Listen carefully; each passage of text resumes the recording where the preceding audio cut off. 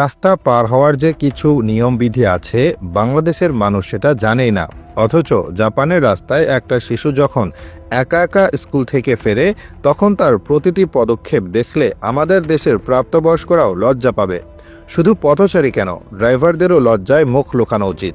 দেখুন, জাপানের শিশুরা জেব্রা ক্রসিংয়ের কাছে এসে প্রথমে দাঁড়ায়, সাথে সাথে রাস্তার চলমান গাড়িগুলোও থেমে যায়। ড্রাইভাররা জানে শিশুটি রাস্তা পার হবে, কিন্তু এরপরও শিশুটি রাস্তা পার হওয়ার সময় হাত উঁচু করে সামনে পা বাড়ায়। অতিরিক্ত সতর্কতা হিসেবে এই উঁচু করা হাত যেন চালকদের প্রতি একটি নীরব বার্তা, আমি রাস্তা পার হচ্ছি, কষ্ট করে একটু অপেক্ষা করুন। গাড়িগুলোও শান্তভাবে অপেক্ষা করে। শিশুটি ধীরে ধীরে কোনো তাড়াহুড়ো না করে রাস্তা পার হয়। কিন্তু এখানেই শেষ নয়।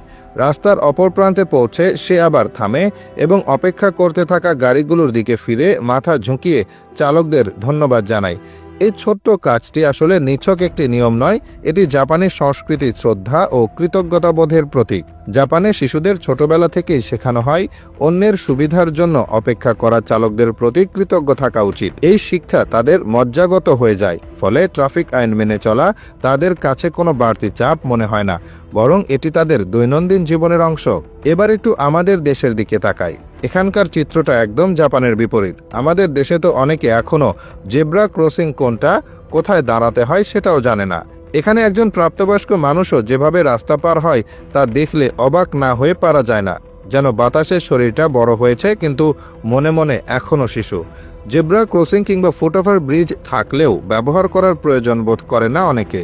চলন্ত গাড়ির সামনে দিয়ে হঠাৎ দৌড় দেওয়া, মোবাইলে কথা বলতে বলতে রাস্তা পার হওয়া কিংবা দল বেঁধে রাস্তার মাঝখান দিয়ে হেঁটে যাওয়া, এগুলো আমাদের জন্য খুব সাধারণ দৃশ্য।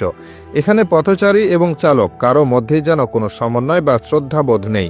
চালকরা জেব্রা ক্রসিংয়ে পথচারী দেখলেও গাড়ি থামাতে চায় না, বরং হর্ন বাজিয়ে আরও স্পিড বাড়িয়ে এগিয়ে যায়। আর পথচারীরাও মনে করে ঝুঁকি নিয়ে রাস্তা পার হওয়ায় যেন এক ধরনের বীরত্ব।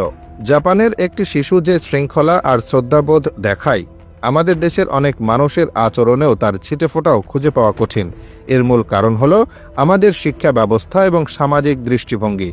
জাপানে শিশুদের একদম গোড়া থেকে ট্রাফিক আইন, নিরাপত্তা এবং পারস্পরিক শ্রদ্ধাবোধ শেখানো হয়।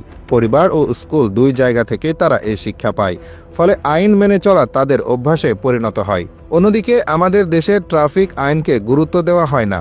ছোটবেলা থেকেই শিশুদের এ বিষয়ে আহামরি কিছু শেখানো হয় না, ফলে আইন ভাঙাকেই স্বাভাবিক বলে ধরে নেয়। এই শৃঙ্খলার অভাবের পরিণতি ভয়াবহ।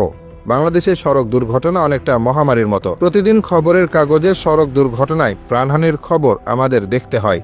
এর পেছনে মূল কারণ হলো এই বিশৃঙ্খলা আর নিয়মবিধি না মানার প্রবণতা। শুধু বড় বড় বিল্ডিং আর হাইওয়ে রোড বানালেই একটা দেশ উন্নত হয় না, যদি সেই দেশের নাগরিকরা আইন কিংবা নিয়মকানুন মেনে না চলে।